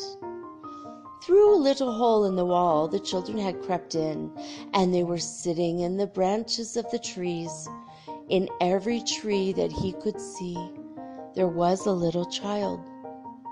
And the trees were so glad to have the children back again that they had covered themselves with blossoms. They were waving their arms gently above the children's heads. The birds were flying about and twittering with delight, and the flowers were looking up through the green grass and laughing. It was lovely, a lovely scene. Only in one corner it was still winter. It was the farthest corner of the garden, and in it was standing a little boy. He was so small that he could not reach up to the branches of the tree, and he was wandering all around it, crying bitterly. The poor tree was still covered with frost and snow, and the north wind was blowing and roaring above it. "Climb up, little boy," said the tree, and it bent its branches down as low as it could, but the boy was too tiny, and the giant's heart melted as he looked out. "How selfish I have been," he said. "Now I know why the spring would not come here. I will put that poor little boy on the top of the tree, and then I will knock down the wall, and my garden shall be the children's playground forever and ever."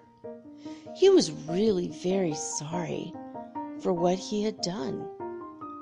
So he crept downstairs and he opened the front door quite softly, and he went out into the garden. Oh, but when the children saw him, they were so frightened that they all ran away, and the garden became winter once again. Only the little boy did not run, for his eyes were so filled with tears that he did not see the giant coming, and the giant stole up behind him, and he took him gently in his hand, put him up into the tree, and the tree broke at once into blossom. And the birds came and sang on it, and the little boy stretched out his 2 arms, and he flung them round the giant's neck, and he kissed him. And the other children, when they saw that the giant was no longer wicked, they came running back, and with them came the springtime. "It is your garden now, little children," said the giant, and he took a great axe, and he knocked down the wall. And when the people were going to market at 12 o'clock, they found the giant playing with the children in the most beautiful garden they had ever seen. All day long they played, and in the evening they came to the giant to bid him goodbye. But where is your little companion?" he said. "The boy I put into the tree." The giant loved him the best because he had kissed him. "We don't know," answered the children. "He has gone away." "You must tell him to be sure and come here tomorrow," said the giant. But the children said they did not know where he lived. They had never seen him before, and the giant felt very sad. Every afternoon when school was over, the children came and played with the giant, but the little boy whom the giant loved was never seen again. The giant was very kind to all the children, yet he longed for his first little friend, and he often spoke of him. "Oh, how I would like to see him," he used to say. Years went over, and the giant grew very old and feeble. He could not play about anymore, so he sat in a huge armchair and watched the children at their games, and he admired his garden. "I have many beautiful flowers," he said, "but the children are the most beautiful flowers of all." One winter morning he looked out of his window as he was dressing. He did not hate the winter now, for he knew that it was merely the spring asleep, and the flowers were merely resting. Suddenly he rubbed his eyes in wonder, and he looked and he looked. It certainly was a marvelous sight. In the farthest corner of the garden was a tree, quite covered with lovely white blossoms. Its branches were all golden, and silver fruit hung down from them, and underneath it stood the little boy that he had loved. Downstairs ran the giant in great joy out into the garden. He hastened across the grass and came near to the child. And when he came quite close, his face grew red with anger, for he said, "Who had dared to wound thee?" For on the palms of the child's hands were the prints of 2 nails, and the prints of 2 nails were on the little feet. "Who has dared to wound thee?" cried the giant. "Tell me that I may take up my big sword and slay him." "Nay," answered the child, "but these are the wounds of love." "Who art thou?" Should have known it's going to be a Catholic story, right? "Who art thou?" said the giant, and a strange awe fell upon him. He knelt before the little child. And the child smiled upon the giant, and he said to him, "You let me play once in your garden, and today you shall come with me to my garden, which is paradise." And when the children ran in that afternoon, they found the giant lying dead under the tree, all covered with white blossoms. Okay, Oscar Wilde, you weren't so fun this time. That's a very sad story. But it's quite an Irish story. There's a lot of heartfelt, there's just a lot of heart in the Irish culture in all the stories that I've read over the years. And forgive my Irish heart, I have to take a break and we'll find us another story. All right, the next story is by Thomas Crofton Croker, and it's called Fairies or No Fairies. Here we go. Hopefully I won't cry this one. This has been a really emotionally hard week for me. Probably for you guys too, right? We're almost through it. Okay. John Mulligan was as fine an old fellow as ever threw a Carlow spur into the sides of a horse. He was besides as jolly a boon companion over a jug of punch as you would meet from Consor Point to Bloody Farland. And a good horse he used to ride, and a stiffer jug of punch than his was not in 19 baronies. For those of you who don't know what that means, it's like counties. Maybe he stuck more to it than he ought to have done, but that is nothing whatever to the story I'm going to tell. John believed devoutly in fairies, and an angry man was he if you doubted them. He had more fairy stories than would make, if properly printed in rivulet of print running down a meadow of margin, 2 thick quartos for Mr. Murray of Albemarle Street, all of which he used to tell on occasions that he could find listeners. Many believed his stories, many more did not believe them, but nobody in process of time used to contradict the old gentleman, for it was a pity to vex him.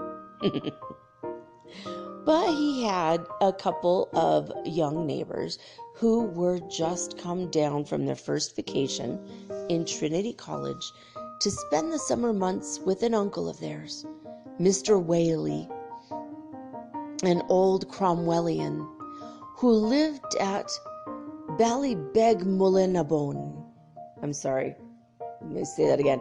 He lived at Ballybeg-Mullinahone, and they were too full of logic to let the old man have his way undisputed. Every story he told, they laughed at, and said that it was impossible, that it was merely old woman's gabble, and other such things.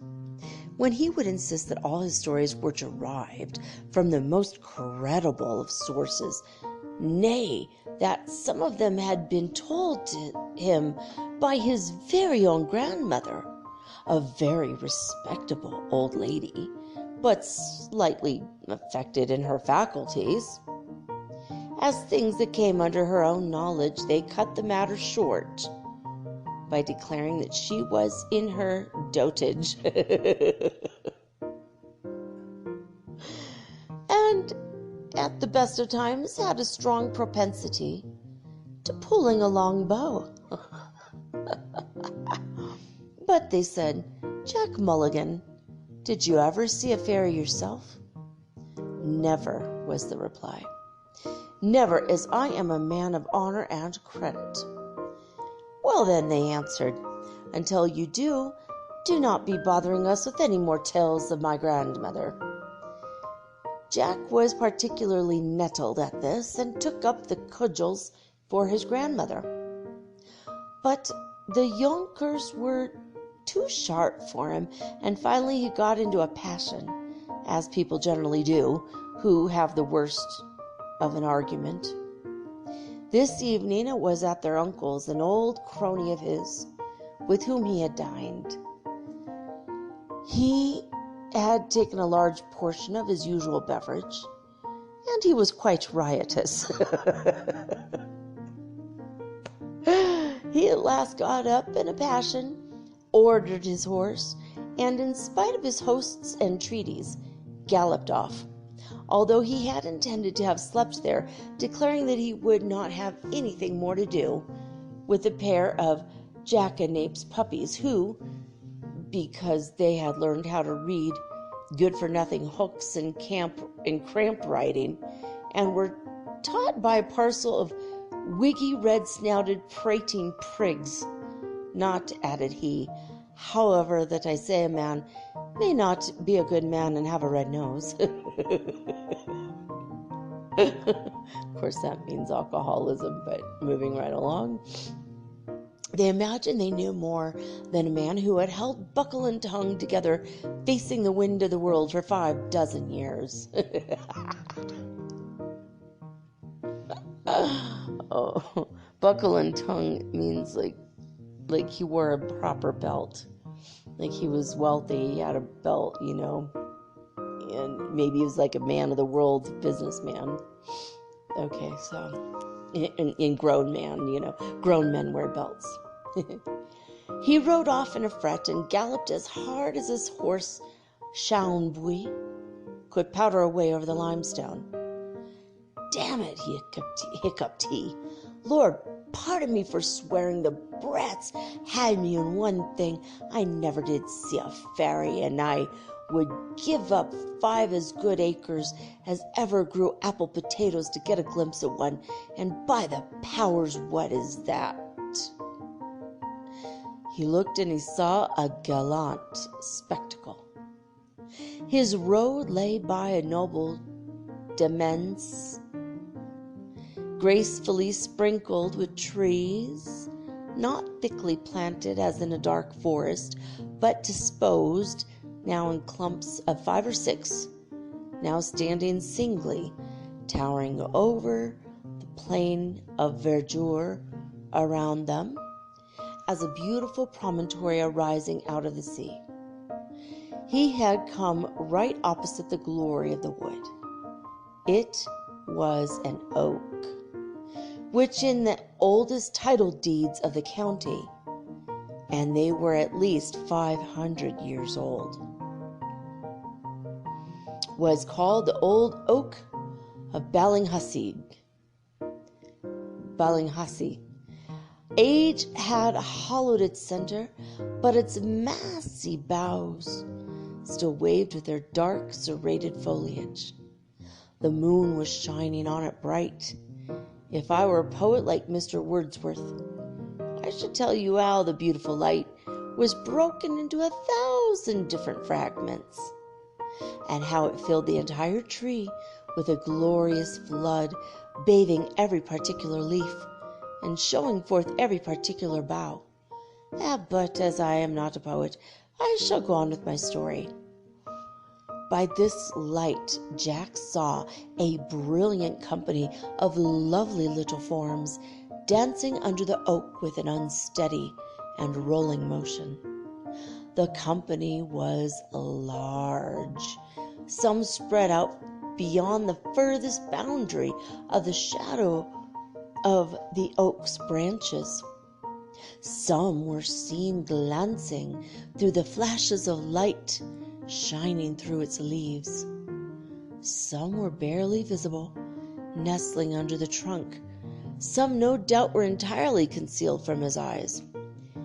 Never did man see anything more beautiful. They were not 3 inches in height, but they were white as the driven snow, and beyond number numberless. Jack threw the bridle over his horse's neck and drew up to the low wall, which bounded the demesne, and leaning over it, surveyed with infinite delight their diversified gambols. By looking long at them, he soon saw objects which had not struck him at first. In particular, that in the middle was a chief of superior stature, round whom the group appeared to move. He gazed so long that he was quite overcome with joy, and he could not help shouting out, "Bravo, little fellow," said he, well kicked and strong. But the instant he uttered the words, the night was darkened, and the fairies vanished with the speed of lightning. "I wish," said Jack, "I had held my tongue. But no matter now, I shall just turn bridle about and go back to Ballybegsmullinaghone Castle, and beat the young Master Whaley's fine reasoners as they think of themselves out of the field clean." No sooner said than done, and Jack was back again as if upon the wings of the wind. He rapped fiercely at the door, and he called aloud for the 2 collegians. "Hallo," he said, "young flatcaps, come down now if you dare. Come down if you dare, and I shall give you ocular demonstration of the truth of what I was saying." Old Whaley put his head out to the window, and he said, "Jack Mulligan, what brings you back so soon?" "The fairies!" shouted Jack. "The fairies!" "I am afraid," muttered the lord of Ballybegsmullinaghone, The last glass you took was too little watered. But no matter, come in and cool yourself over a new tumbler of punch. He came in and he sat again down at the table. In great spirits he told his story, how he had seen thousands and tens of thousands of fairies dancing about the old oak of Ballinghasig. He described their beautiful dresses of shining silver, their flat-crowned hats glittering in the moonbeams, the princely stature and demeanor of the central figure. He added that he heard them singing and playing the most enchanting music. But this was merely imagination. The young man laughed, but Jack held his ground. "Suppose," said one of the lads, "we join company with you on the road and ride along to the place where you saw that fine company of fairies." "Done," cried Jack, "but I will not promise that you will find them there, for I saw them scuttling up into the sky like a flight of bees, and heard their wings whizzing through the air." This, you know, was a balance, for Jack had heard no such thing. Off rode the three and came to the demesne of Oakwood. They arrived at the wall flanking the field where stood the great oak, and the moon, by this time having again emerged from the clouds, shone bright as when Jack had passed. "Look there," he cried exultingly, for the same spectacle again caught his eyes, and he pointed to it with his horsewhip. "Look and deny if you can." "Why," said one of the lads, pausing, "true it is that we do see a company of white creatures, but were they fairies 10 times over, I shall go among them." And he dismounted to climb over the wall. "Ah, Tom, Tom," cried Jack, "stop, man, stop! What are you doing? The fairies, the good people, I mean, hate to be meddled with. You will be pinched or blinded, or your horse will cast its shoe, or look, a wilful man will have his way. Oh, he is almost at the oak. Oh, God help him, for he is past the help of a man." By this time, Tom was under the tree and burst out laughing. "Jack," said he, "keep your prayers to yourself. Your fairies are not bad at all. I believe they will make tolerably good catsup." "Catsup," said Jack, who, when he found that the 2 lads for the second had followed his brother, were both laughing in the middle of the fairies, had dismounted and advanced slowly. "What do you mean by catsup?" "Nothing," replied Tom, "but that they are mushrooms, as indeed they were, and your Oberon is merely this overgrown puffball." Poor Mulligan gave a long whistle of amazement, staggered back to his horse without saying a word, and he rode home in a hard gallop, never looking behind him. Many a long day was it before he ventured to face the laughers at Ballybeg-Mullinahone, and to the day of his death the people of the parish, the 5 parishes around, called him nothing but Masharoom Jack, such being the pronunciation of mushroom. I should be sorry if all my fairy stories ended with so little dignity, but these our actors, as I foretold you, were all spirits, and are melted into air, into thin air.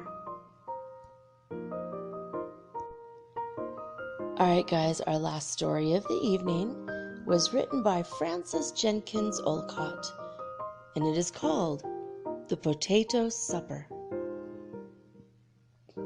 Some folks say that the little people, the fairies, were once angels that were cast out of heaven for their sins. They fell to earth and grew smaller and smaller, and today they dance on moonlit nights in fairy rings and play all manner of pranks. Be that as it may, one night a merry troop of them was capering in the moonshine. On a nice green sward by a river's bank, the little fellows were dancing hand in hand, with their red caps wagging at every bound. And so light were their feet that the dew trembled but was not disturbed. And so they danced, spinning round and round, twirling and bobbing and diving, until one of them chirped, "Cease, cease with your humming. Here's an end to your mumming. By my smell I can tell that a priest is now a-coming." And away all the fairies scampered as fast as they could. Some hid under the green leaves of the foxglove, their little caps peeping out like crimson bells. Others crept under the shadow of stones or beneath the bank of the river. And scarcely had they done so when along came Father Horrigan, riding slowly up on his pony. He was thinking to himself that he would end his journey at the first cabin he came to, and so he did, for soon he stopped at the little house of Dermot Leary, and lifting the latch walked in with "A blessing on all here." And a welcome guest, you may be sure, was Father Horrigan, for no man was better loved in all that country. But when Dermot saw him enter, he was troubled, for he had nothing to offer for supper except some potatoes that his wife was boiling in a pot over the fire. Then he remembered that he had set a net in the river. "There'll be no harm," thought he, "in my stepping down to see if anything had been caught." So down to the river went Dermot. He found as fine a salmon in the net as ever jumped from water. But as he was taking it out, the net was jerked from his hands, and away the salmon went, swimming along as though nothing had happened. Dermot looked sorrowfully at the wake that the fish had left, shining like a line of silver in the moonlight. "Ah, may better luck attend you night and day," said he, shaking his fist. "Some evil thing sure it was that helped you, for did I not feel it pull the net out of my hand?" "You're all wrong, Dermot. There were 100 or more of us pulling against you," squeaked a little voice near his feet, and the whole troop of fairies, hundreds and hundreds of them, came rushing up from the hiding places, and they stood before him, their red caps nodding violently. Dermot gazed at them in wonder, and one of the fairies said, "Make yourself no ways uneasy about the priest's supper, Dermot Leary. If you will go back and ask him one question for us, there will be as fine a supper spread before him in no time as ever was put on a table." "I'll have nothing to do with you at all, answered Dermot. "I know better than to sell my soul to the likes of you." But the little fairy was not to be repulsed. "Will you ask the priest just one civil question for us, Dermot?" said he. Dermot considered for a moment. "I see no objection," said he, "to the same, but I'll have nothing to do with your supper, mind that."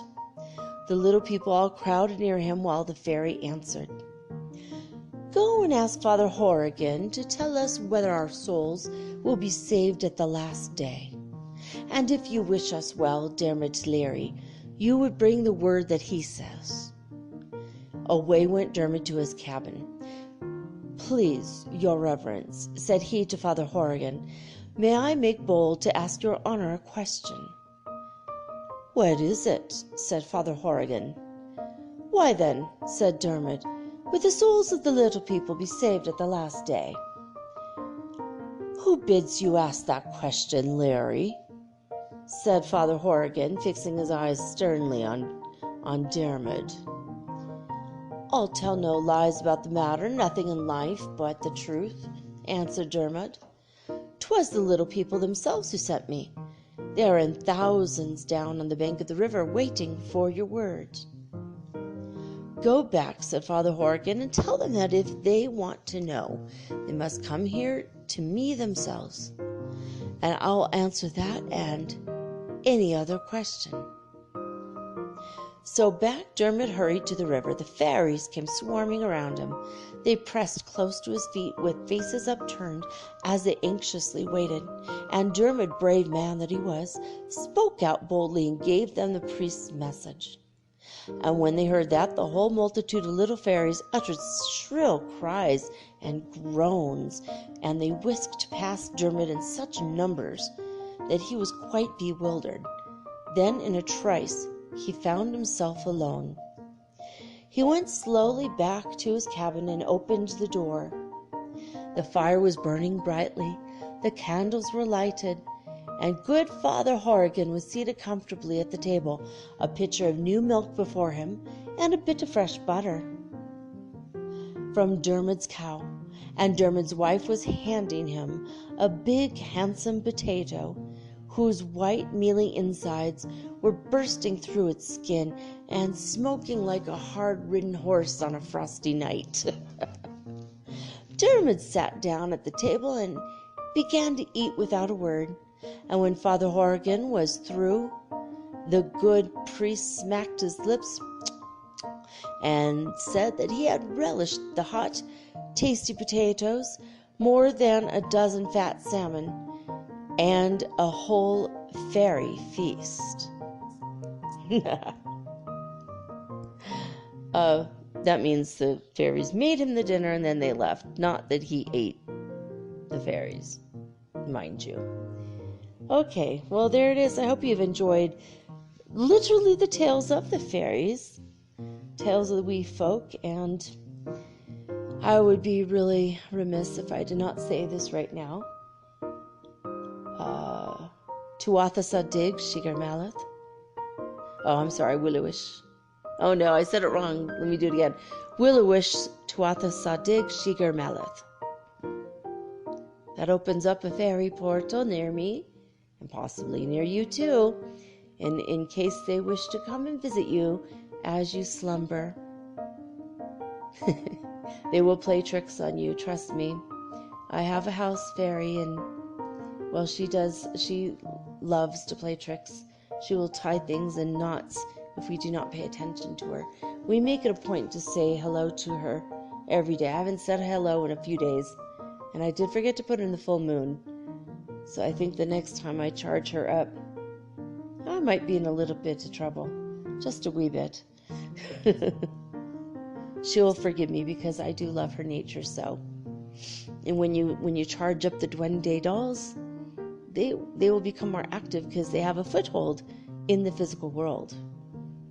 Then they can cross the threshold into our realm, and they get to spend a little time with us.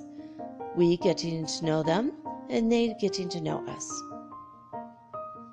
All right, that's it, guys, for now. I hope you've enjoyed folk tales and fairy legends from dear old Ireland. Most of these are well over 100 years old.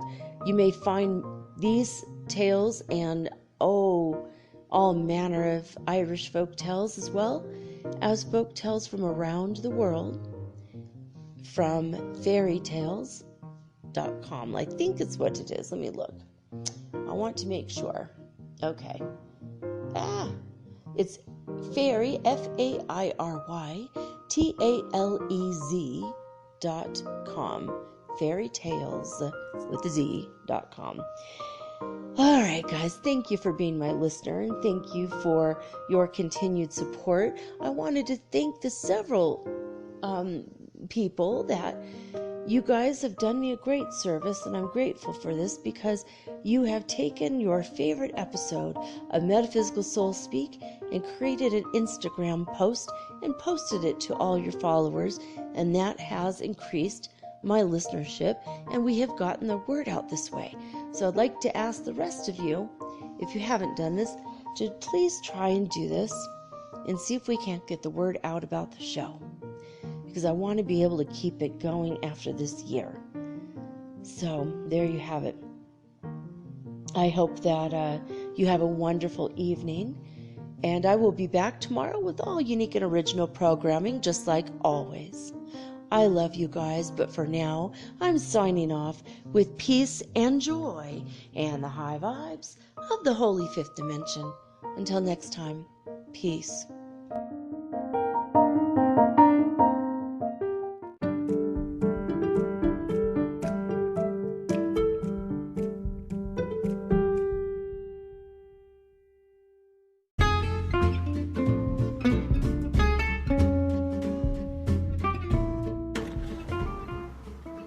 Metaphysical Soul Speak is run on sponsors and listener support. This means listeners like you.